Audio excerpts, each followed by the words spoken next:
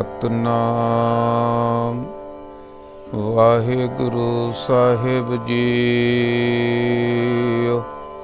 आसा महला पहला। तित सरबरड़ै भई अले नवासा। पानी पावक तिन्ह किया।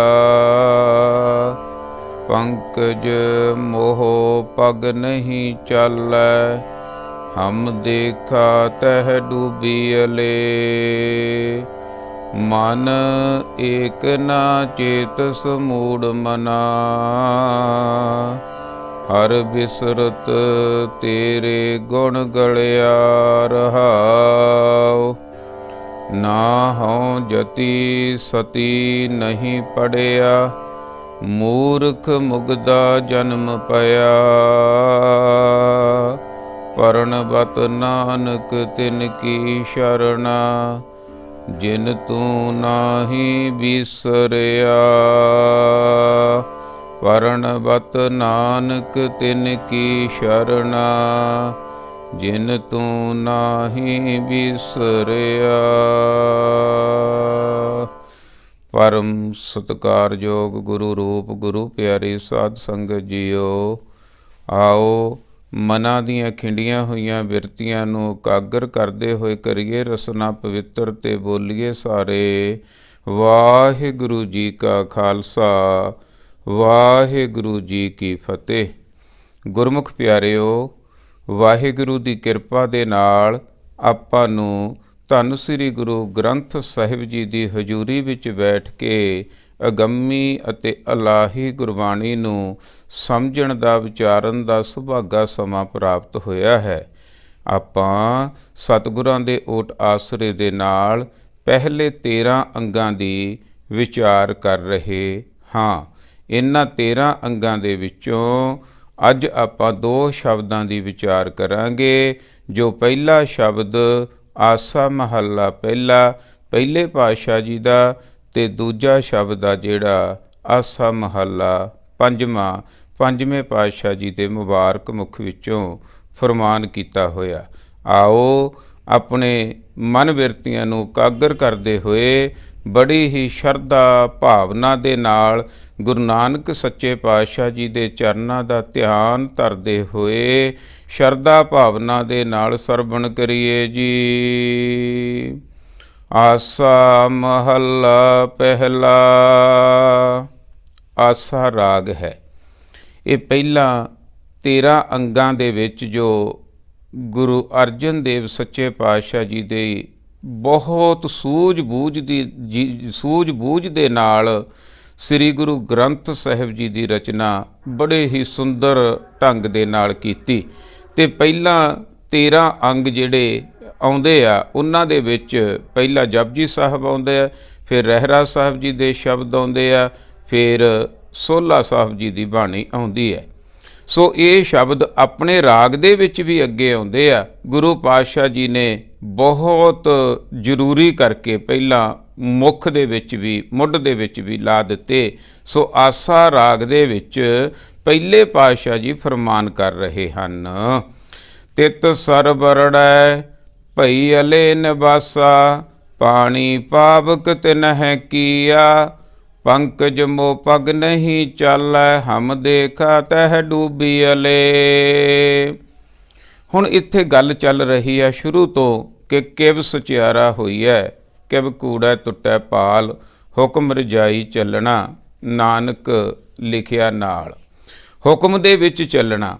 ਸਾਡਾ ਮਨ ਹੁਕਮ ਤੋਂ ਬਾਹਰੀ ਹੋ ਜਾਂਦਾ ਤੇ ਮਨ ਵਿਗੜਿਆ ਹੋਇਆ ਜੇ ਕਿਤੇ ਗੁਰੂ ਦੇ ਨਾਲ ਜੁੜ ਜਾਵੇ, ਗਿਆਨ ਦੇ ਰਾਹੀਂ ਆਪਣੇ ਅਸਲੇ ਨਾਲ ਆਪਣੇ ਮੂਲ ਨਾਲ ਜੁੜ ਸਕਦਾ।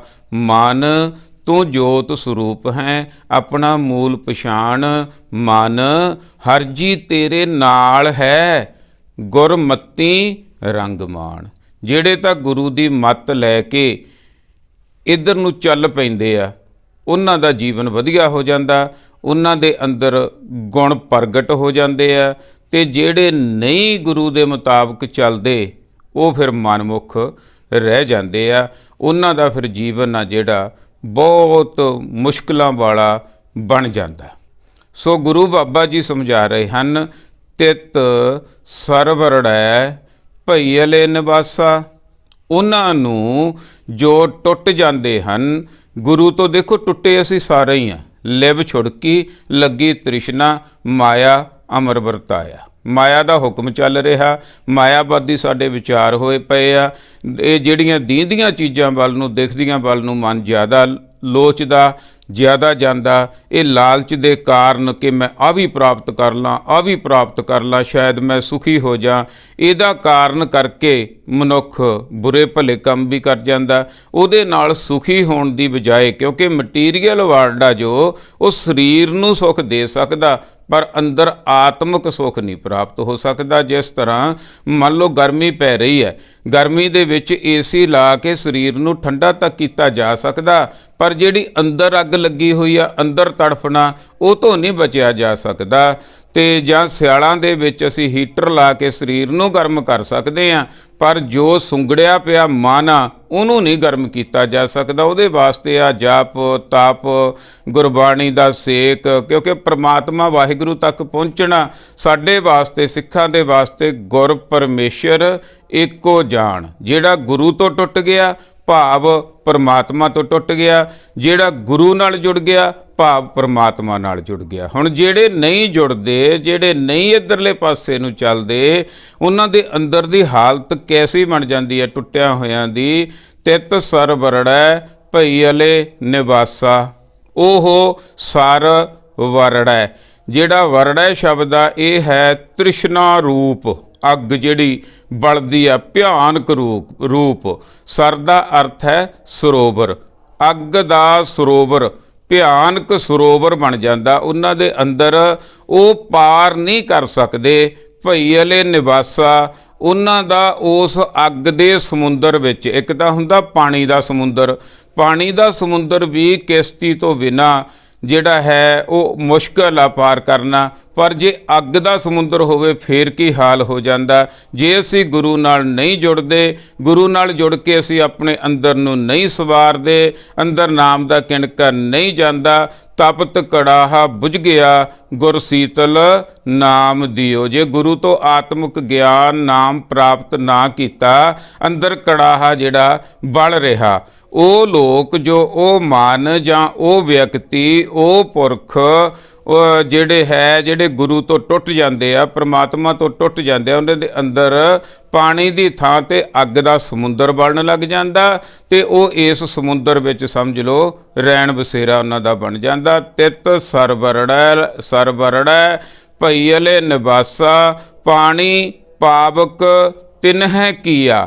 ਇੱਥੇ ਦੋ ਅਰਥ ਕੀਤੇ ਜਾਂਦੇ ਆ। ਇੱਕ ਅਰਥ ਇਹ ਵੀ ਪੜ੍ਹਿਆ ਮੈਂ ਕਿ ਉਹ ਪਰਮਾਤਮਾ ਨੇ ਉਹਨਾਂ ਵਾਸਤੇ, ਮਨਮੁੱਖਾਂ ਵਾਸਤੇ ਅੱਗ ਦਾ ਸਮੁੰਦਰ ਬਣਾ ਦਿੱਤਾ, ਪਰ ਮੈਂ ਸਮਝਦਾ ਉਹ ਪਰਮਾਤਮਾ ਇੱਕ ਰਸ ਵਿਆਪਕ ਆ। ਵਾਹਿਗੁਰੂ ਜੀ, ਵਾਹਿਗੁਰੂ ਸਾਡਾ ਭਲਾ ਚਾਹੁੰਦੇ ਆ। ਸਾਡੇ ਮਨਾਂ ਨੇ ਗੁਰੂ ਤੋਂ ਟੁੱਟ ਕੇ ਅਗਿਆਨਤਾ ਦੇ ਵਿੱਚ ਫਸ ਕੇ ਇਹ ਅੱਗ ਦਾ ਜਿਹੜਾ ਸੀ ਜਲ, ਇਹ ਜਲ ਦੀ ਥਾਂ ਤੇ ਹੁਣ ਜਲ ਚਾਹੀਦਾ ਸੀ ਠੰਡਾ, ਗਿਆਨ ਜਲ, ਅੰਮ੍ਰਿਤ ਜਲ, ਉਹਦੀ ਥਾਂ ਤੇ ਬਲ ਗਈ ਤ੍ਰਿਸ਼ਨਾ ਦੀ ਅੱਗ ਬਣਨ ਲੱਗ ਗਈ। ਇਹ ਸਾਰਾ ਕਾਰਨ ਕੀ ਹੋਇਆ ਕਿ ਮੈਂ ਪਰਮਾਤਮਾ ਨਾਲ ਨਹੀਂ ਜੁੜਿਆ। ਉਹਨਾਂ ਦੇ ਅੰਦਰ ਦੀ ਹਾਲਤ ਇਸ ਤਰ੍ਹਾਂ ਬਣ ਜਾਂਦੀ ਹੈ।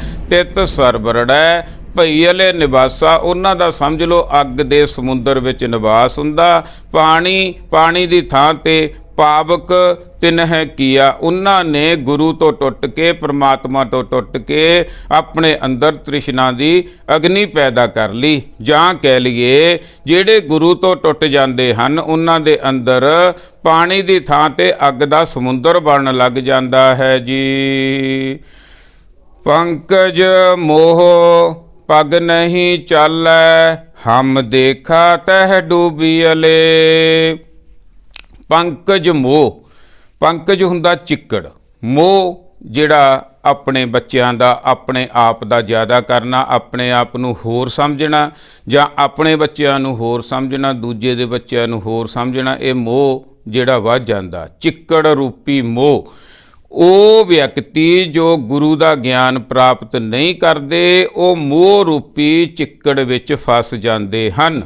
ਭਾਵ ਉਹਨਾਂ ਦਾ ਮੋਹ ਆ ਦਿਖਦੀ ਦੁਨੀਆ ਤੋਂ ਮਟੀਰੀਅਲ ਵਰਲਡ ਤੋਂ ਟੁੱਟਦਾ ਨਹੀਂ, ਸਰੀਰਾਂ ਤੋਂ ਉੱਪਰ ਨਹੀਂ ਹੁੰਦੇ, ਸਰੀਰਕ ਮੋਹ ਦੇ ਵਿੱਚ ਫਸ ਕੇ ਰਹਿ ਜਾਂਦੇ ਆ। ਪੱਗ ਨਹੀਂ ਚੱਲੈ ਇੱਕ ਪੱਗ, ਇੱਕ ਕਦਮ ਵੀ ਨਹੀਂ ਉਹ ਰੱਬ ਵੱਲ ਨੂੰ, ਪਰਮਾਤਮਾ ਵੱਲ ਨੂੰ ਚੱਲ ਸਕਦੇ, ਜਿਹੜੇ ਇਹ ਮਾਇਆ ਦੇ ਜੰਜਾਲ ਵਿੱਚ ਫਸ ਕੇ ਰਹਿ ਜਾਂਦੇ ਆ।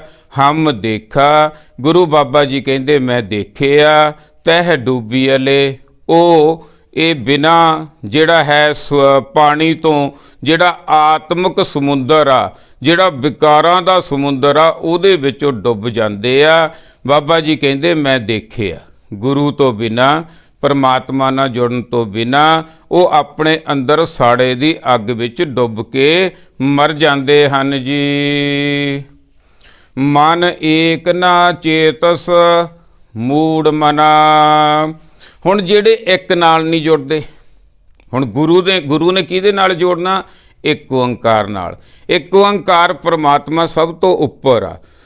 ਸੰਤ ਕਾ ਮਾਰਗ ਧਰਮ ਕੀ ਪੌੜੀ, ਕੋ ਵਡਭਾਗੀ ਪਾਏ। ਹੁਣ ਰਸਤੇ ਬਹੁਤ ਆ ਉੱਪਰ ਜਾਣ ਦੇ, ਇੱਧਰ ਦੀ ਇੱਧਰ ਦੀ ਇੱਧਰ ਦੀ ਇੱਧਰ ਦੀ, ਇਸੇ ਤਰ੍ਹਾਂ ਰਸਤੇ ਬਹੁਤ ਆ ਧਰਮਾਂ ਦੇ। ਐਂ ਕਰੋ ਐਂ ਕਰੋ ਐਂ ਕਰੋ। ਗੱਲ ਕੀ ਹੈ? ਸੁਰਤ ਉੱਚੀ ਕਰਨੀ। ਉਹ ਸਾਰਿਆਂ ਰਸਤਿਆਂ ਦੇ ਵਿੱਚੋਂ ਸਾਡਾ ਰਸਤਾ ਕੀ ਹੈ? ਗੁਰਬਾਣੀ ਦੇ ਰਾਹੀਂ ਸੁਰਤ ਨੂੰ ਉੱਚੀ ਕਰਨਾ, ਇੱਕ ਓੰਕਾਰ ਤੱਕ ਪਹੁੰਚਣਾ। ਇੱਕ ਓੰਕਾਰ ਦੀ ਹੋਈ ਸਾਰੀ ਵਿਆਖਿਆ ਗੁਰੂ ਗ੍ਰੰਥ ਸਾਹਿਬ ਜੀ ਦੇ ਵਿੱਚ ਕੀਤੀ ਹੋਈ ਆ। ਨਾਲ ਇਹ ਸਮਝਾਇਆ ਕਿ ਮਨਾ ਤੂੰ ਉਹ ਇੱਕ ਓੰਕਾਰ ਤੋਂ ਟੁੱਟ ਕੇ, ਵਾਹਿਗੁਰੂ ਤੋਂ ਟੁੱਟ ਕੇ, ਉੱਚੀ ਸੁਰਤ ਤੋਂ ਟੁੱਟ ਕੇ ਥੱਲੇ ਥੱਲੇ ਰਹਿ ਕੇ ਆਪਣਾ ਜੀਵਨ ਬਰਬਾਦ ਕਰਕੇ ਚਲਿਆ ਜਾਣਾ। ਮਨ ਐ ਮੇਰੇ ਮਨਾ ਏਕ ਨਾ ਚੇਤਸ ਮੂੜ ਮਨਾ। ਐ ਮੇਰੇ ਮੂਰਖ ਮਨਾ, ਤੂੰ ਇੱਕ ਨੂੰ, ਇੱਕ ਓੰਕਾਰ ਨੂੰ ਚੇਤੇ ਵਿੱਚ ਰੱਖਦਾ ਹੀ ਨਹੀਂ। ਕਿਉਂਕਿ ਜਿੰਨਾ ਚਿਰ ਮੈਂ ਗੁਰਬਾਣੀ ਨਾਲ ਨਹੀਂ ਜੁੜਦਾ, ਜਿੰਨਾ ਚਿਰ ਗੁਰੂ ਨਾਲ ਨਹੀਂ ਜੁੜਦਾ, ਜਿੰਨਾ ਚਿਰ ਆਤਮਿਕ ਗਿਆਨ ਨਹੀਂ ਹੁੰਦਾ, ਜਿੰਨਾ ਚਿਰ ਇੱਕ ਓੰਕਾਰ ਨੂੰ ਸਮਝ ਨਹੀਂ ਸਕਦਾ, ਫਿਰ ਮੈਂ ਆਪਦੀ ਸੁਰਤ ਉੱਚੀ ਕਰਕੇ ਕਿਵੇਂ ਜੁੜ ਸਕਦਾ ਭਾਵ ਗੁਰੂ ਤੋਂ ਬਿਨਾਂ? ਤਾਂ ਮੇਰੇ ਮਨਾ ਮੂਰਖਾ, ਕਿਉਂ ਤੂੰ ਭਾਵ ਗੁਰੂ ਨਾਲ ਜੁੜ ਕੇ ਇੱਕ ਨਾਲ ਨਹੀਂ ਜੁੜਦਾ? ਮੂਰਖ ਮਨਾ, ਹਰ ਬਿਸਰਤ ਤੇਰੇ ਗੁਣ ਗਲਿਆ ਰਹਾਉ। ਹੁਣ ਇੱਥੇ ਸਾਡੇ ਅੰਦਰ ਸਵਾਲ ਪੈਦਾ ਹੋ ਸਕਦਾ, ਗੁਰੂ ਬਾਬਾ ਜੀ ਸਾਡੇ ਗੁਰੂ ਆ, ਸਾਨੂੰ ਸਮਝਾ ਰਹੇ ਆ, ਅਸੀਂ ਬੱਚਿਆਂ ਵਾਂਗੂ ਸਮਝ ਰਹੇ ਹਾਂ। ਹੁਣ ਇਹ ਆ ਵੀ ਜੇ ਇੱਕ ਓੰਕਾਰ ਨਾਲ ਗੁਰੂ ਬਾਬਾ ਜੀ ਨਾ ਜੁੜੀਏ ਭਲਾ? ਥੱਲੇ ਥੱਲੇ ਸਵਾਦ ਤਾਂ ਬਹੁਤ ਆ ਰਿਹਾ, ਪਰ ਇੱਕ ਓੰਕਾਰ ਨਾਲ ਹੀ ਜੁੜਨਾ ਕਿਉਂ ਜ਼ਰੂਰੀ ਹੈ? ਇਹ ਵੀ ਸਾਨੂੰ ਸਮਝਾਓ। ਅਸੀਂ ਤਾਂ ਬੜੇ ਧਰਮੀ ਆ, ਬੜੀ ਚੜ੍ਹਾਈ ਆ, ਬੜੀ ਬੱਲੇ ਬੱਲੇ ਆ, ਪਰ ਪਰਮਾਤਮਾ ਨਾਲ ਇੱਕ ਓੰਕਾਰ ਨਾਲ ਜੁੜੇ ਨਹੀਂ। ਤੇ ਇਹਦਾ ਫਿਰ ਜਿਹੜਾ ਹੈ ਨੁਕਸਾਨ ਉਹ ਕੀ ਹੁੰਦਾ? ਬਾਬਾ ਜੀ ਕਹਿ ਰਹੇ ਹਨ, ਲੈ ਭਾਈ, ਸਾਡੀ ਸ਼ੰਕਾ ਨੂੰ ਨਿਵਰਤੀ ਕਰਦੇ ਹੋਏ ਸਾਡੀ ਸ਼ੰਕਾ ਦੀ ਸਮਝਾ ਰਹੇ ਹਨ ਕਿ ਕੀ ਹੋਵੇਗਾ ਇੱਕ ਓੰਕਾਰ ਨਾਲ ਜੁੜਨ ਤੋਂ ਬਿਨਾਂ। ਜੇ ਤੂੰ ਥੱਲੇ ਥੱਲੇ ਰਹਿ ਜਾਵੇਂਗਾ ਤਾਂ ਤੇਰੇ ਨਾਲ ਕੀ ਹੋਵੇਗੀ? ਹਰ ਬਿਸਰਤ, ਹਰੀ ਤੈਨੂੰ ਜੇ ਬਿਸਰ ਜਾਵੇਗਾ। ਜੇ ਪਰਮਾਤਮਾ ਨੂੰ ਨਾ ਸਮਝਿਆ, ਪਹਿਲਾਂ ਸਮਝਣਾ ਫਿਰ ਉਹਦੇ ਨਾਲ ਜੁੜਨਾ, ਤੇ ਸਮਝਿਆ ਹੀ ਨਾ ਤਾਂ ਜੁੜੇਗਾ ਕਿੱਥੋਂ? ਹਰੀ ਤੈਨੂੰ ਵਿਸਰ ਜੂਗਾ, ਤੇ ਵਿਸਰ ਗਿਆ ਨਿਸ਼ਾਨੀ ਕੀ ਹੋਵੇਗੀ? ਤੇਰੇ ਗੁਣ ਗਲਿਆ ਰਹਾਉ। ਜਿਹੜੇ ਸ਼ੁਭ ਗੁਣਾਂ ਦਾ ਖਜ਼ਾਨਾ ਪ੍ਰਮਾਤਮਾ ਨੇ ਤੈਨੂੰ ਐ ਮਨੁੱਖ ਦੇ ਕੇ ਭੇਜਿਆ।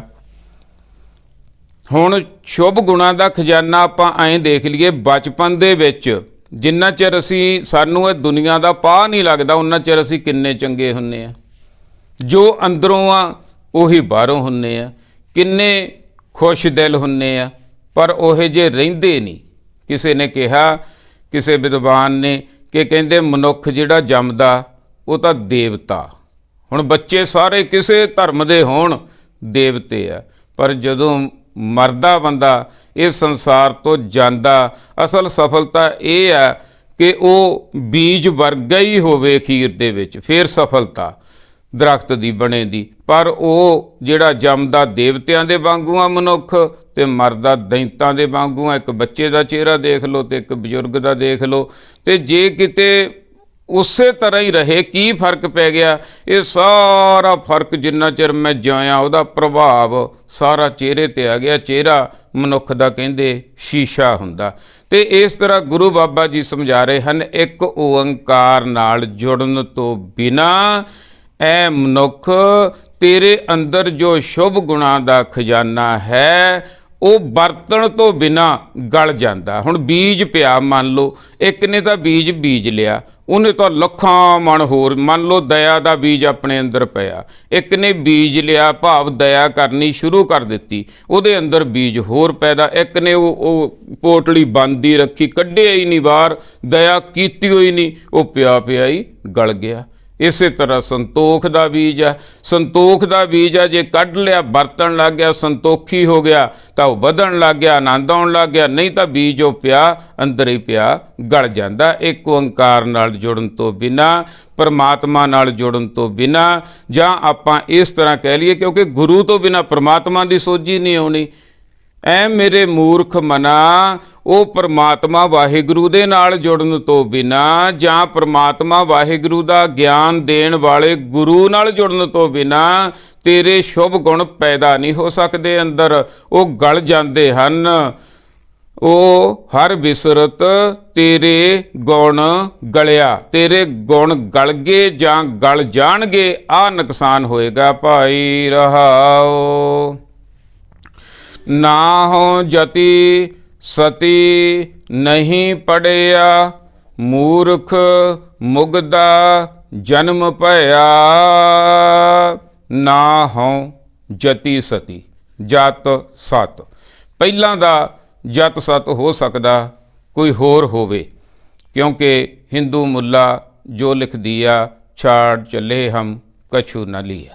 ਹੋ ਸਕਦਾ ਪਹਿਲਾਂ ਸਰੀਰਕ ਗੱਲਾਂ ਕੀਤੀਆਂ ਜਾਂਦੀਆਂ, ਹੁਣ ਸਰੀਰਾਂ ਦੇ ਜਤ ਸਤ ਦੀ ਗੱਲ ਕੀਤੀ ਜਾਂਦੀ ਹੋਵੇ, ਪਰ ਗੁਰੂ ਬਾਬਾ ਜੀ ਸਮਝਾ ਰਹੇ ਹਨ, ਮੇਰੇ ਮਨ ਨੇ ਨਾ ਤਾਂ ਵਿਕਾਰਾਂ ਵਾਲੇ ਪਾਸਿਓਂ ਜਤ ਕੀਤਾ, ਵਿਕਾਰਾਂ ਵਾਲੇ ਪਾਸਿਓਂ ਪਾਸਾ ਵੱਟਿਆ, ਤੇ ਨਾ ਇੱਕ ਜਿਵੇਂ ਆਪਾਂ ਕਹਿ ਲਈਏ ਵੀ ਗਿਆਨ ਖੰਡ ਦੇ ਵਿੱਚ ਜਾ ਕੇ ਅੱਗੇ ਸ਼ਰਮ ਖੰਡ ਦੀ ਅਵਸਥਾ ਬਣਦੀ ਆ, ਉਹ ਸਤ, ਉਹ ਤਪ ਕਰਨਾ, ਉਹ ਸਤ ਕਰਨਾ, ਗੁਰਬਾਣੀ ਨੂੰ ਪਹਿਲਾਂ ਤਾਂ ਲੈਣਾ ਸਮਝਣਾ ਫਿਰ ਉਹਦੇ ਤੇ ਚੱਲਣਾ। ਇਹ ਜਤ ਸਤ ਮੇਰੇ ਮਨ ਨੇ ਜੋ ਅੰਦਰਲਾ ਕਰਨਾ ਸੀ, ਵਿਕਾਰਾਂ ਵਾਲੇ ਪਾਸਿਓਂ ਜਿਹੜਾ ਹੈ ਜਤੀ ਹੋਣਾ ਸੀ ਤੇ ਪ੍ਰਮਾਤਮਾ ਵਾਲੇ ਪਾਸੇ ਸਤੀ ਹੋਣਾ ਸੀ, ਇਹ ਜਤ ਸਤ ਨਹੀਂ ਕੀਤਾ, ਨਹੀਂ ਪੜ੍ਹਿਆ। ਬਾਹਰਲੀਆਂ ਪੜ੍ਹਾਈਆਂ ਤਾਂ ਮੈਂ ਬਹੁਤ ਪੜ੍ਹ ਗਿਆ, ਪਰ ਅੰਦਰ ਦਾ ਜਿਹੜੀ ਅੰਦਰਲੀ ਪੜ੍ਹਾਈ ਆ, ਆਤਮਿਕ ਪੜ੍ਹਾਈ, ਉਹ ਮੈਂ ਨਹੀਂ ਪੜ੍ਹਿਆ। ਮੂਰਖ, ਇਸ ਕਰਕੇ ਮੈਂ ਮੂਰਖ ਹਾਂ। ਮੁਗਧ, ਇਸ ਕਰਕੇ ਮੇਰੇ ਦਿਮਾਗ ਨੇ ਵਿਕਾਸ ਨਹੀਂ ਕੀਤਾ,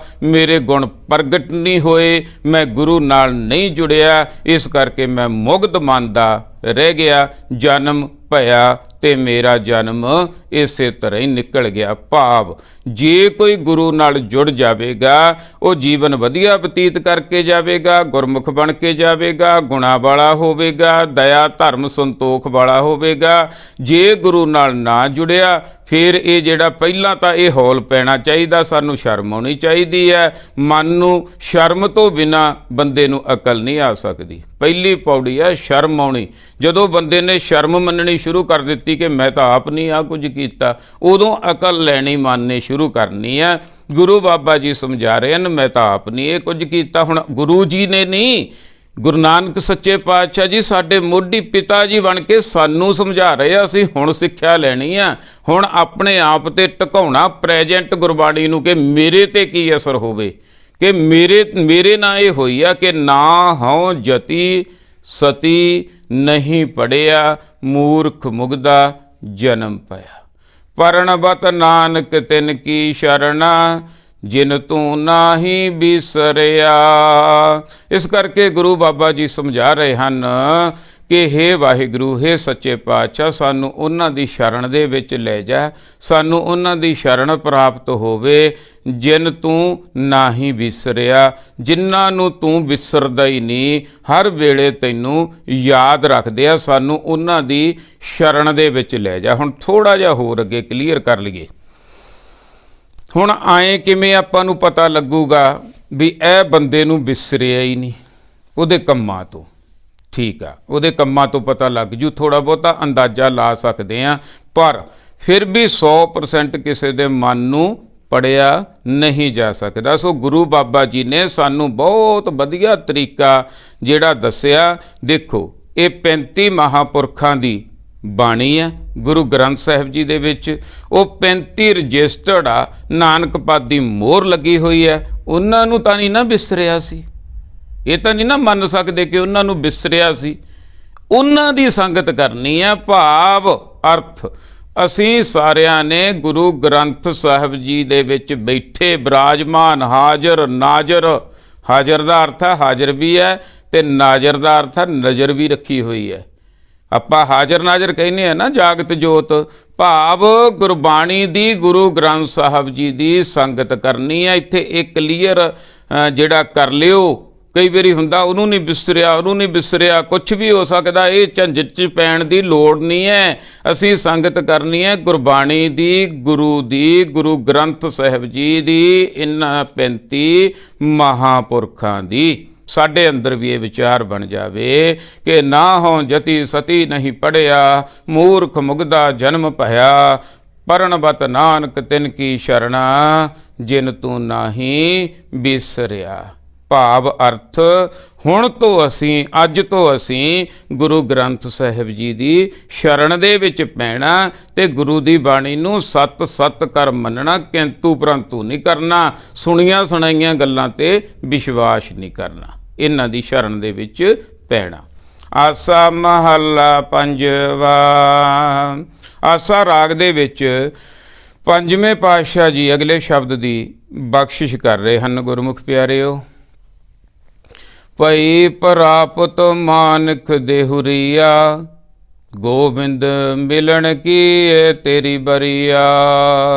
ਦੇਖੋ ਸਟੈਪ ਬਾਏ ਸਟੈਪ ਕਿਵੇਂ ਗੁਰਬਾਣੀ ਸਾਡੀ ਸੁਰਤ ਨੂੰ ਉੱਚੀ ਕਰਦੀ ਹੈ। ਪਹਿਲਾ ਸ਼ਬਦ ਸੀ ਗੁਰੂ ਨਾਨਕ ਬਾਬਾ ਜੀ ਦਾ, ਇਹ ਸ਼ਬਦ ਹੈ ਗੁਰੂ ਅਰਜਨ ਦੇਵ ਸੱਚੇ ਪਾਤਸ਼ਾਹ ਜੀ ਦਾ।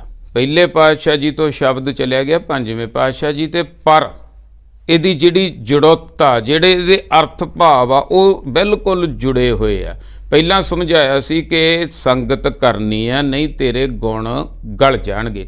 ਹੁਣ ਸੰਗਤ ਪਸ਼ੂ ਨਹੀਂ ਕਰ ਸਕਦੇ, ਪਸ਼ੂ ਮਨ ਨਹੀਂ ਕਰ ਸਕਦੇ, ਕੇਵਲ ਬੰਦੇ ਵਾਸਤੇ ਆ। ਬੰਦੇ ਨੂੰ ਇਹ ਦਿਮਾਗ ਦਿੱਤਾ, ਸਰਬ ਸ੍ਰੇਸ਼ਟ ਦੇਹ ਬੰਦੇ ਦੀ ਆ। ਬੰਦਾ ਉਹ ਪ੍ਰਮਾਤਮਾ ਦੇ ਹੁਕਮ ਦੇ ਵਿੱਚ ਚੱਲ ਸਕਦਾ, ਸਮਝ ਸਕਦਾ, ਪਰ ਅਫਸੋਸ ਜਿਨ੍ਹਾਂ ਜੀਵਾਂ ਨੂੰ ਕਹਿੰਦੇ ਆ ਇਹ ਪੜ੍ਹੇ ਨਹੀਂ ਜੀਵ ਜੰਤੂ ਕੁਛ ਵੀ ਹੈ, ਉਹ ਕੁਦਰਤ ਦੇ ਅਸੂਲ ਤੋਂ ਬਿਲਕੁਲ ਉਲਟ ਨਹੀਂ ਹੁੰਦੇ। ਸ਼ੇਰ ਮਰ ਜੂਗਾ ਕਦੇ ਘਾਹ ਨਹੀਂ ਖਾਂਦਾ, ਗਾਂ ਮਰ ਜੂਗੀ ਕਦੇ ਮਾਸ ਨਹੀਂ ਖਾਂਦੀ, ਉਹ ਅਸੂਲਾਂ ਦੇ ਵਿੱਚ ਆ। ਪਰ ਬੰਦਾ ਹੀ ਹੈ ਇੱਕ ਜਿਹੜਾ ਅਸੂਲਾਂ ਤੋਂ ਬਾਹਰ ਹੋਇਆ ਫਿਰਦਾ, ਪਰ ਇਹ ਬਣ ਦੇਵਤਾ ਵੀ ਸਕਦਾ ਅਤੇ ਬਣਿਆ ਬੈਠਾ ਪਸ਼ੂ। ਇਹ ਬੜੀ ਦੇਹ ਆ ਜਿਹੜੀ ਵੱਡ ਭਾਗੀ ਆ, ਵੱਡ ਮੁੱਲੀ ਆ। ਅਤੇ ਜੇ ਪ੍ਰਮਾਤਮਾ ਨੇ ਸੁਰਤ ਮੱਤ ਆ ਬੁੱਧ ਕਾਇਮ ਦਿੱਤੀ ਆ ਨਾ, ਫਿਰ ਤਾਂ ਸਮਝ ਲਓ ਸੋਨੇ 'ਤੇ ਸੁਹਾਗਾ। ਜੇ ਮਾੜੀ ਜਿਹੀ ਚੂੜੀ, ਕਿੰਨੇ ਸਿਆਣੇ ਬਣ ਜਾਈਏ ਆਪਾਂ, ਕਿੰਨੇ ਤਕੜੇ ਬਣ ਜਾਈਏ ਸਰੀਰਕ ਤੌਰ 'ਤੇ, ਦਿਮਾਗ ਦੀ ਮਾੜੀ ਜਿਹੀ ਚੂੜੀ ਢਿੱਲੀ ਹੋ ਗਈ ਨਾ, ਬੰਦਾ ਲੀੜੇ ਪਾੜਦਾ ਫਿਰਦਾ। ਗੁਰਮੁਖ ਪਿਆਰਿਓ, ਬੜੀ ਅਮੋਲਕ ਦੇਹੀ ਆ। ਪਤਾ ਨਹੀਂ ਕਿੰਨੇ ਕਿੰਨੇ ਸੈੱਲ ਦਿਮਾਗ ਦੇ ਕੀ ਕੁਛ ਦਿੱਤਾ, ਬੰਦਾ ਸੋਚਦਾ ਨਹੀਂ। ਬੰਦਾ ਗੁਰਬਾਣੀ ਨਾਲ ਜੁੜ ਕੇ ਉਹ ਪ੍ਰਮਾਤਮਾ ਦਾ ਰੂਪ ਬਣ ਸਕਦਾ, ਆਨੰਦ ਲੈ ਸਕਦਾ। ਅਤੇ ਪਰ ਇਹ ਜਿਹੜਾ ਹੈ ਬਿਨਾਂ ਗਿਆਨ ਤੋਂ ਇਹ ਟੁੱਟਿਆ ਫਿਰਦਾ, ਭਟਕਦਾ ਫਿਰਦਾ। ਹੁਣ ਗੁਰੂ ਬਾਬਾ ਜੀ ਪੰਜਵੇਂ ਪਾਤਸ਼ਾਹ ਜੀ ਆਸਾ ਰਾਗ ਦੇ ਵਿੱਚ ਸਮਝਾ ਰਹੇ ਹਨ ਕਿ ਭਈ ਪ੍ਰਾਪਤ ਮਾਨਖ ਦੇਹੁਰੀਆ, ਹੇ ਭਾਈ ਤੈਨੂੰ ਬੜੀ ਮਹਿੰਗੀ ਇੱਕ ਇੱਕ ਅੰਗ ਦਾ, ਇੱਕ ਪੋਟੇ ਦਾ, ਇੱਕ ਨੌ, ਮੈਂ ਸਰੀਰ ਬਾਰੇ ਇੱਕ ਕਿਤਾਬ ਪੜ੍ਹੀ ਹੈ, ਉਹਦੇ 'ਚ ਸਾਰਾ ਸਰੀਰ ਦਾ ਦੱਸਿਆ ਸੀ।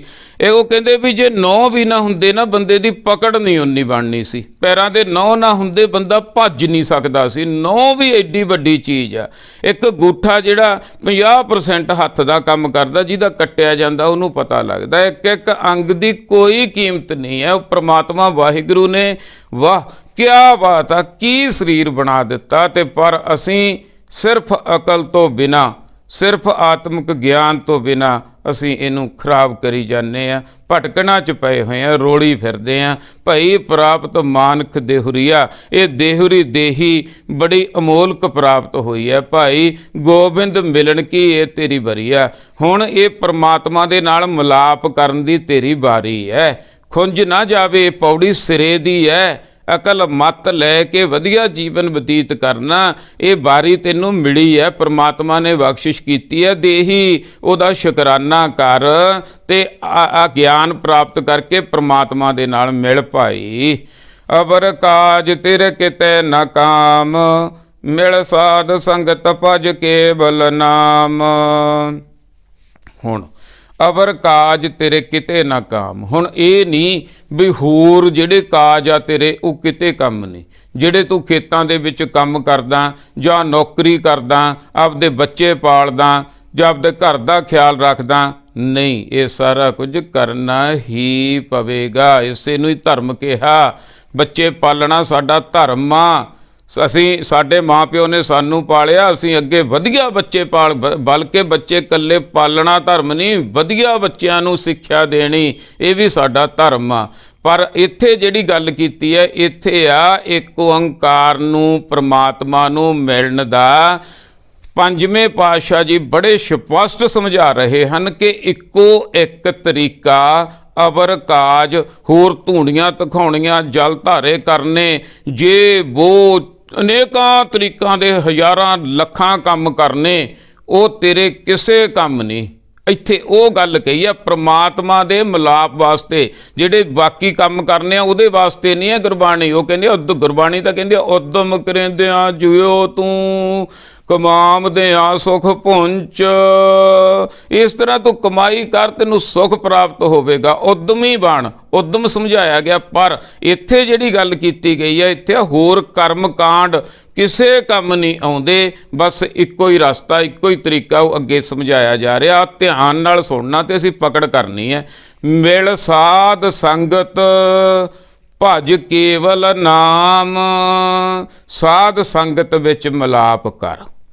ਸਾਧ ਸੰਗਤ ਜਿੱਥੇ ਮਨ ਦੀ ਸਾਧਨਾ ਹੁੰਦੀ ਹੈ, ਜਿੱਥੇ ਮਨ ਨੂੰ ਮਨ ਤੇ ਇਹ ਨਹੀਂ ਮਨ ਦੀਆਂ ਹੀ ਗੱਲਾਂ ਕੀਤੀਆਂ ਜਾਂਦੀਆਂ, ਜੋ ਮਨ ਵਿਗੜਿਆ ਹੋਇਆ। ਸਾਧ ਸੰਗਤ ਇਹ ਬੜੀ ਅਮੋਲਕ ਚੀਜ਼ ਆ, ਹਰੇਕ ਨਹੀਂ ਕਰ ਸਕਦੇ ਆਪਾਂ। ਆਮ ਜੀਆਂ ਗੱਲਾਂ ਨੂੰ ਸਾਧ ਸੰਗਤ ਨਹੀਂ ਕਹਿ ਸਕਦੇ। ਜਿੱਥੇ ਕੇਵਲ ਤੇ ਕੇਵਲ ਮਨ ਨੂੰ ਸਮਝਾਇਆ ਗਿਆ ਹੋਵੇ, ਮਨ ਨੂੰ ਕਿਤੇ ਵਡਿਆਇਆ ਵੀ ਜਾਂਦਾ ਹੋਵੇ, ਕਿਤੇ ਫਟਕਾਰਾਂ ਵੀ ਪਾਈਆਂ ਜਾਂਦੀਆਂ ਹੋਣ, ਕਿਵੇਂ ਨਾ ਕਿਵੇਂ ਮਨ ਨੂੰ ਪ੍ਰਮਾਤਮਾ ਵੱਲ ਨੂੰ ਉਹਨੂੰ ਸਾਧਨਾ ਕੀਤੀ ਜਾਂਦੀ ਹੋਵੇ, ਐਸੀ ਸਾਧ ਸੰਗਤ ਦੇ ਵਿੱਚ ਮਿਲ ਕੇ ਬੈਠ। ਭਜ ਕੇਵਲ ਨਾਮ। ਕੇਵਲ ਤੇ ਕੇਵਲ ਨਾਮ ਕੀ ਹੈ? ਆਤਮਿਕ ਗਿਆਨ। ਉਹ ਨਾਮੀ ਦੇ ਨਾਲ ਮਿਲਣਾ, ਕੇਵਲ ਤੇ ਕੇਵਲ ਪ੍ਰਮਾਤਮਾ ਦੀ ਗੱਲ ਕੀਤੀ ਜਾਂਦੀ ਹੋਵੇ। ਹੁਣ ਗੁਰਬਾਣੀ ਤੁਸੀਂ ਇੱਕ ਓੰਕਾਰ ਤੋਂ ਪੜ੍ਹ ਲਿਓ 18 ਤੋਂ 20 ਤੱਕ, ਕੇਵਲ ਇਹੀ ਦੱਸਿਆ ਕਿ ਉਹ ਪਹਿਲਾਂ ਪ੍ਰਮਾਤਮਾ ਕੀ ਹੈ, ਇੱਕ ਓੰਕਾਰ ਕੀ ਹੈ, ਉਹ ਕਣ ਕਣ ਦੇ ਵਿੱਚ ਵਸਿਆ, ਤੇਰੇ ਅੰਦਰ ਵੀ ਹੈ, ਫਿਰ ਉਹ ਤੋਂ ਤੂੰ ਟੁੱਟਿਆ ਕਿਵੇਂ ਆ, ਤੇ ਫਿਰ ਉਹਦੇ ਨਾਲ ਮਿਲਾਪ ਕਿਵੇਂ ਹੋ ਸਕਦਾ। ਸਾਰਾ ਕੁਝ ਇਹੀ ਹੈ। ਭਜ ਕੇਵਲ ਨਾਮ। ਜਿੱਥੇ ਕੇਵਲ ਨਾਮ ਦੀ ਗੱਲ ਹੋਵੇ, ਜਿੱਥੇ ਕੇਵਲ ਆਤਮਿਕ ਗਿਆਨ ਦੀ ਗੱਲ ਹੋਵੇ, ਜਿੱਥੇ ਪ੍ਰਮਾਤਮਾ ਦੀ ਗੱਲ ਹੋਵੇ, ਜਿੱਥੇ ਵਾਹਿਗੁਰੂ ਦੀ ਗੱਲ ਹੋਵੇ, ਜਿੱਥੇ ਮਨੁੱਖ ਦੇ ਮਨ ਦੇ ਔਗਣਾਂ ਨੂੰ ਸ਼ਰੇਆਮ ਕਰਕੇ ਦੱਸਿਆ ਜਾਂਦਾ ਹੋਵੇ ਵੀ ਆ ਤੇਰੇ ਚ ਔਗਣ ਆ, ਇਨਸਾਨ ਆਪਣੇ ਔਗਣਾਂ ਨੂੰ ਖਤਮ ਕਰ, ਠੀਕ ਕਰ ਤੇ ਪ੍ਰਮਾਤਮਾ ਨਾਲ ਮਿਲ। ਇਹਨੂੰ ਕਹਿੰਦੇ ਆ ਸਾਧ ਸੰਗਤ। ਉਹ ਸਾਧ ਸੰਗਤ ਦੇ ਵਿੱਚ ਜਾ ਕੇ ਬੈਠ ਕੇ ਹੀ ਪਰਮਾਤਮਾ ਵੱਲ ਨੂੰ ਚੱਲਿਆ ਜਾ ਸਕਦਾ। ਇੱਕੋ ਇੱਕ ਤਰੀਕਾ ਜਿਹੜਾ ਹੈ ਗੁਰਬਾਣੀ ਦੀ ਵਿਚਾਰ ਕਰਨਾ, ਇਹ ਸਾਧ ਸੰਗਤ ਦੇ ਵਿੱਚ ਬੈਠਣਾ। ਸਾਨੂੰ ਇਹੀ ਤਰੀਕਾ ਸਭ ਤੋਂ ਬੈਟਰ ਹੈ, ਉੱਪਰ ਹੈ। ਮਿਲ ਸਾਧ ਸੰਗਤ ਭਜ ਕੇਵਲ ਨਾਮ। ਕਿਉਂਕਿ ਉਹ ਨਾਮ ਦੀਆਂ ਗੱਲਾਂ, ਨਾਮੀ ਦੀਆਂ ਗੱਲਾਂ, ਉਹਨੂੰ ਕਿਵੇਂ ਪਾਇਆ ਜਾ ਸਕਦਾ, ਕੀ ਪਾ ਕੇ ਪ੍ਰਾਪਤੀ ਹੁੰਦੀ ਹੈ, ਇਹ ਸਾਰਾ ਮਨ ਨੂੰ ਉਧਰਲੇ ਪਾਸੇ ਨੂੰ ਤੋਰਨਾ, ਇਹਨੂੰ ਸਾਧ ਸੰਗਤ ਕਹਿੰਦੇ ਹਨ। ਸਰੰਜਾਮ ਲਾਗ ਭਵਜਲ ਤਰਨ ਕੈ। ਹੋਰ ਸਾਧ ਸੰਗਤ ਦੇ ਵਿੱਚ ਕੀ ਦੱਸਿਆ ਜਾਂਦਾ? ਸਰੰਜਾਮ ਲਾਗ। ਐ ਮੇਰੇ ਮਨਾ, ਸਰੰਜਾਮ। ਗੁਰਬਾਣੀ ਦੇ ਵਿੱਚ ਦੋ ਸ਼ਬਦ ਬਹੁਤ ਜੋੜੇ ਗਏ ਆ। ਸਰ ਤੋਂ ਭਾਵ ਸਰ ਤੋਂ ਬਾਅਦ ਸ੍ਰੇਸ਼ਟ, ਅੰਜਾਮ ਕੰਮ, ਸਰੰਜਾਮ। ਸਰੰਜਾਮ ਭਾਵ ਉਹ ਕੰਮ ਲੱਗ, ਉਹ ਕਰ, ਉਹ ਆਹਰ ਕਰ, ਉਹ ਇੰਤਜ਼ਾਮ ਕਰ।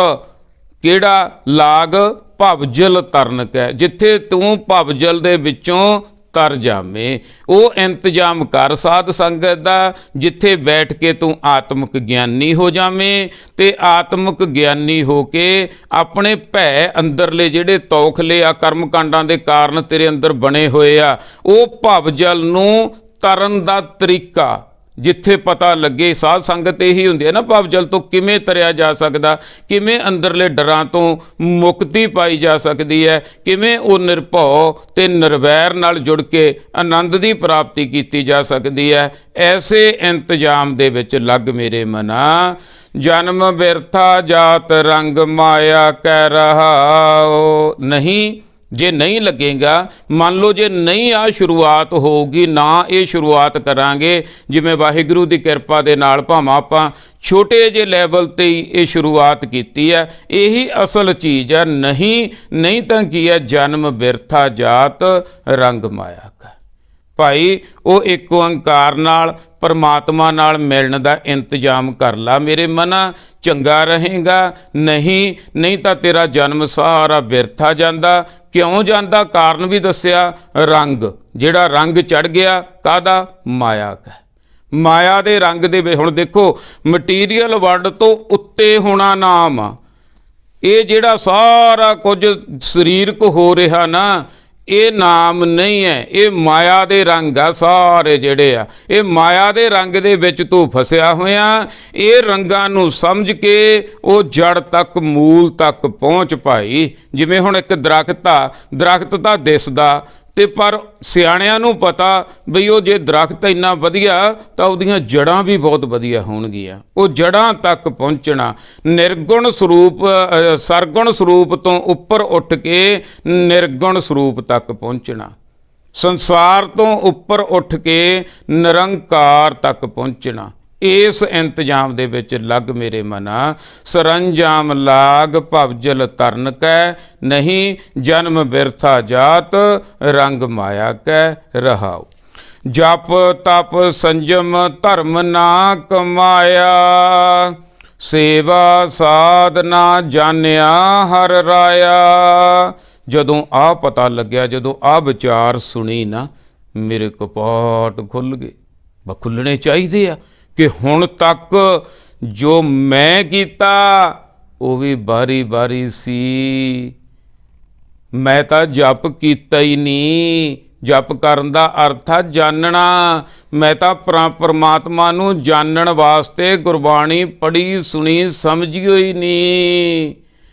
ਮੈਂ ਤਾਂ ਗੁਰਬਾਣੀ 'ਤੇ ਚੱਲਣ ਦਾ, ਆਤਮਿਕ ਗਿਆਨ 'ਤੇ ਚੱਲਣ ਦਾ ਤਪ ਕੀਤਾ ਹੀ ਨਹੀਂ। ਮੇਰਾ ਮਨ ਵਿਕਾਰਾਂ ਵਾਲੇ ਪਾਸਿਓਂ, ਕਰਮ ਕਾਂਡਾਂ ਵਾਲੇ ਪਾਸਿਓਂ ਸੰਜਮੀ ਹੋਇਆ ਹੀ ਨਹੀਂ। ਧਰਮ ਨਾ ਕਮਾਇਆ ਤੇ ਸਿੱਟਾ ਕੀ ਨਿਕਲਿਆ? ਜਿਹੜਾ ਅਸਲੀ ਧਰਮ ਆ, ਜਿਹੜਾ ਸੱਚਾ ਧਰਮ ਆ, ਸਰਬ ਧਰਮ ਮੈਂ ਸ੍ਰੇਸ਼ਟ ਧਰਮ, ਹਰ ਕੋ ਨਾਮ ਜਪ ਨਿਰਮਲ ਕਰਮ, ਉਹ ਤਾਂ ਮੈਂ ਕਮਾਇਆ ਹੀ ਨਹੀਂ। ਹੁਣ ਮਨ ਦੇ ਵਿੱਚ ਹਲੇ ਵੀ ਆ ਜੇ, ਦੁੱਲੇ ਬੇਰਾਂ ਦਾ ਕੁਝ ਨਹੀਂ ਵਿਗੜਿਆ, ਅੱਜ ਤੋਂ ਹੀ ਕਮਾਈ ਕਰਨੀ ਸ਼ੁਰੂ ਕਰ ਦਈਏ। ਜਪ ਤਪ ਸੰਜਮ ਧਰਮ ਨਾ ਕਮਾਇਆ, ਸੇਵਾ ਸਾਧਨਾ ਜਾਣਿਆ ਹਰ ਰਾਇਆ। ਨਾ ਮੈਂ ਗੁਰੂ ਸਾਧੂ ਦੀ ਸੇਵਾ ਕੀਤੀ, ਨਾ ਮੈਂ ਮਨ ਨੂੰ ਸਾਧਨਾ ਕੀਤੀ। ਬਾਹਰਲੀ ਮੈਂ ਸਰੀਰਕ ਸੇਵਾ ਕਰਦਾ ਰਿਹਾ। ਮੈਂ ਇਹਨਾਂ 35 ਸਾਧੂਆਂ ਨੂੰ ਜਾਣਿਆ ਹੀ ਨਹੀਂ, ਜਾਣ ਕੇ ਉਹਨਾਂ ਮੁਤਾਬਕ ਚੱਲਿਆ ਹੀ ਨਹੀਂ। ਮਨ ਦੀ ਸਾਧਨਾ ਨਹੀਂ ਕੀਤੀ, ਇਹ ਗਿਆਨ ਸੇਵਨ ਨਹੀਂ ਕੀਤਾ। ਨਾ ਜਾਣਿਆ ਹਰ ਰਾਇਆ, ਇਸ ਕਰਕੇ ਮੈਂ ਹਰੀ ਰਾਜੇ ਨੂੰ ਜਾਣਿਆ ਹੀ ਨਹੀਂ। ਆ ਮੇਰੇ 'ਚ ਨੁਕਸ ਸੀ ਹੁਣ ਤੱਕ। अब हम चली ठाकुर पे हार, जब हम शरण प्रभु की आई, राख प्रभु ਭਾਵੇਂ ਮਾਰ। ਆ ਧਿਆਨ ਨਾਲ ਸੁਣ ਲਿਓ ਤਾਂ ਕਿ ਸਾਡਾ ਮਨ ਨੀਵਾਂ ਹੋ ਕੇ ਗੁਰੂ ਗ੍ਰੰਥ ਸਾਹਿਬ ਜੀ ਦੇ ਅੱਗੇ ਡਿੱਗ ਪਵੇ। ਸੋ ਮੈਂ ਇਹ ਕੀਤਾ ਹੀ ਨਹੀਂ, ਮੈਂ ਸਾਧਨਾ ਹੀ ਨਹੀਂ ਕੀਤੀ, ਮੈਂ ਆਤਮਿਕ ਗਿਆਨ ਹੀ ਨਹੀਂ ਲਿਆ। ਇਸ ਕਰਕੇ ਮੈਂ ਰਾਏ ਨੂੰ, ਪਰਮਾਤਮਾ ਨੂੰ ਜਾਣਿਆ ਹੀ ਨਹੀਂ। ਮੈਂ ਹਰੇਕ ਲੱਲੀ ਛੱਲੀ ਨੂੰ ਰੱਬ ਬਣ ਕੇ ਬਿਠਾ ਲਿਆ। ਉਹ ਵੀ ਰੱਬ, ਆ ਵੀ ਰੱਬ, ਆ ਵੀ ਰੱਬ, ਆ ਵੀ ਰੱਬ। ਜਿਹੜਾ ਅਸਲ ਸੀ ਉਹਨੂੰ ਵਿਸਾਰ ਦਿੱਤਾ। ਐਂ ਹੋਈ ਮੇਰੇ ਨਾਲ ਜੀ। ਕਹੁ ਨਾਨਕ ਹਮ ਨੀਚ ਕਰਮਾ, ਸ਼ਰਨ ਪਰੇ ਕੀ ਰਾਖੋ ਸ਼ਰਮਾ। ਕਹੁ ਨਾਨਕ। ਪੰਜਵੇਂ ਪਾਤਸ਼ਾਹ ਜੀ ਕਹਿ ਰਹੇ ਹਨ, ਸਾਨੂੰ ਸਮਝਾ ਰਹੇ ਹਨ, ਬੱਚਿਆਂ ਨੂੰ, ਜੀਵਾਂ ਨੂੰ, ਟੁੱਟਿਆਂ ਹੋਇਆਂ ਨੂੰ, ਵਿਗੜਿਆਂ ਨੂੰ, ਅਧਰਮੀਆਂ ਨੂੰ, ਇਹ ਸਾਰੇ ਮਾਇਆ 'ਚ ਫਸਿਆਂ ਹੋਇਆਂ ਨੂੰ ਇਹ ਸਮਝਾ ਰਹੇ ਹਨ ਕਿ ਕੀਤਾ ਅਸੀਂ ਵੀ ਨਹੀਂ। ਮੰਨ ਲਓ ਭਾਈ, ਜਿਹੜਾ ਬੰਦਾ ਤਾਂ ਗਿਆ ਮੰਨ, ਵੀ ਹਾਂ ਭਾਈ ਮੇਰੇ ਤੋਂ ਵੀ ਇਹ ਗਲਤੀ ਹੋਈ ਆ, ਵੀ ਮੈਂ ਵੀ ਗੁਰੂ ਗ੍ਰੰਥ ਸਾਹਿਬ ਦੇ ਲੜ ਲੱਗਣਾ ਸੀ। ਸਾਡੇ ਸਿੱਖਾਂ ਦਾ ਤਾਂ ਇਹ ਸਿਲੇਬਸ ਸੀ, ਮੈਂ ਤਾਂ ਗੁਰਬਾਣੀ ਨੂੰ ਸਮਝਣਾ ਸੀ, ਪੜ੍ਹਨਾ ਸੀ, ਜਾਣਨਾ ਸੀ, ਤੇ ਗਾਂ ਆਪਣੇ ਬੱਚਿਆਂ ਨੂੰ ਵੀ ਗੁਰਬਾਣੀ ਲੜ ਲਾਉਣਾ ਸੀ। ਮੈਂ ਤਾਂ ਇੱਕ ਓੰਕਾਰ ਦੀ ਗੱਲ ਆਪ ਵੀ ਜਾਣਨੀ ਸੀ ਤੇ ਆਪਣੇ ਬੱਚਿਆਂ ਨੂੰ ਵੀ ਸਮਝਾਉਣੀ ਸੀ। ਪਰ ਮੈਂ ਤਾਂ ਬਾਹਰਲੇ ਦਿਖਾਵੇ ਦੇ ਕੰਮਾਂ 'ਚ ਹੀ ਫਸਿਆ ਰਿਹਾ। ਜਦੋਂ ਮਨ 'ਚ ਇਹ ਗੱਲ ਆ ਗਈ, ਫਿਰ ਅਸਲ ਦੇ ਵਿੱਚ ਅੰਦਰੋਂ ਮਨ ਨੇ ਕੀ ਕਹਿਣਾ, ਕਹ ਨਾਨਕ ਹਮ ਨੀਚ ਕਰਮਾ, ਮੈਂ ਨੀਚ ਹਾਂ, ਮੇਰੇ ਕਰਮ ਨੀਚ ਆ ਪਰਮਾਤਮਾ, ਮੈਨੂੰ ਪਤਾ ਹੀ ਨਹੀਂ, ਮੈਨੂੰ ਗਿਆਨ ਹੀ ਨਹੀਂ। ਸ਼ਰਨ ਪਰੇ ਕੀ ਰੱਖੋ ਸ਼ਰਮਾ, ਬਸ ਮੇਰੀ ਲਾਜ ਰੱਖ ਲਵੋ, ਮੈਂ ਤੁਹਾਡੀ ਸ਼ਰਨ ਦੇ ਵਿੱਚ ਆ ਗਿਆ ਸੱਚੇ ਪਾਤਸ਼ਾਹ। ਮੈਨੂੰ ਪਤਾ ਹੀ ਨਹੀਂ ਸੀ, ਮੇਰੀ ਲਾਜ, ਮੇਰੀ ਸ਼ਰਮ ਮੇਰੀ ਜਾ ਰਹੀ ਹੈ, ਮੇਰੀ ਰੱਖ ਲਓ ਮੈਨੂੰ ਰੁੜੇ ਜਾਂਦੇ ਨੂੰ। ਮੈਂ ਵਿਕਾਰਾਂ ਦੇ ਵਿੱਚ ਰੁੜਿਆ ਜਾਂਦਾ, ਮੈਨੂੰ ਪਤਾ ਹੀ ਨਹੀਂ ਸੀ ਕਿ ਪ੍ਰਮਾਤਮਾ ਕੀ ਚੀਜ਼ ਆ ਤੇ ਕਿਵੇਂ ਪ੍ਰਮਾਤਮਾ ਨਾਲ ਜੁੜਿਆ ਜਾ ਸਕਦਾ। ਇਸ ਕਰਕੇ ਮੈਂ ਇਧਰਲੇ ਪਾਸੇ ਵਾਲਾ ਜਿਹੜਾ ਅਸਲ ਜਪ ਤਪ ਸੀ, ਮਨ ਨੂੰ ਸਵਾਰਨ ਵਾਲਾ, ਇਹ ਅੱਜ ਤੱਕ ਕੀਤਾ ਨਹੀਂ। ਹੁਣ ਮੈਂ ਤੁਹਾਡੇ ਚਰਨਾਂ ਦੇ ਵਿੱਚ ਆ ਕੇ ਡਿੱਗ ਪਿਆ। ਹੁਣ ਮੈਂ ਸਾਰੇ ਕਰਮ ਕਾਂਡ ਛੱਡ ਕੇ ਤੁਹਾਡੇ ਦੱਸੇ ਹੋਏ ਰਸਤੇ 'ਤੇ ਚੱਲਣ ਨੂੰ ਇੱਕਦਮ ਤਿਆਰ ਹਾਂ। ਮੇਰੀ ਬਸ਼ਰਮ ਦੀ ਲਾਜ ਰੱਖ ਲਓ ਸੱਚੇ ਪਾਤਸ਼ਾਹ ਜੀ। ਜਪ ਤਪ ਸੰਜਮ ਧਰਮ ਨਾ ਕਮਾਇਆ, ਸੇਵਾ ਸਾਧਨਾ ਜਾਣਿਆ ਹਰ ਰਾਇਆ। ਕਹ ਨਾਨਕ ਹਮ ਨੀਚ ਕਰਮਾ, ਸ਼ਰਨ ਪਰੇ ਕੀ ਰੱਖੋ ਸ਼ਰਮਾ। ਭੁੱਲਾਂ ਚੁੱਕਾਂ ਦੀ ਮਾਫੀ ਜੀ। ਵਾਹਿਗੁਰੂ ਜੀ ਕਾ ਖਾਲਸਾ, ਵਾਹਿਗੁਰੂ ਜੀ ਕੀ ਫਤਿਹ।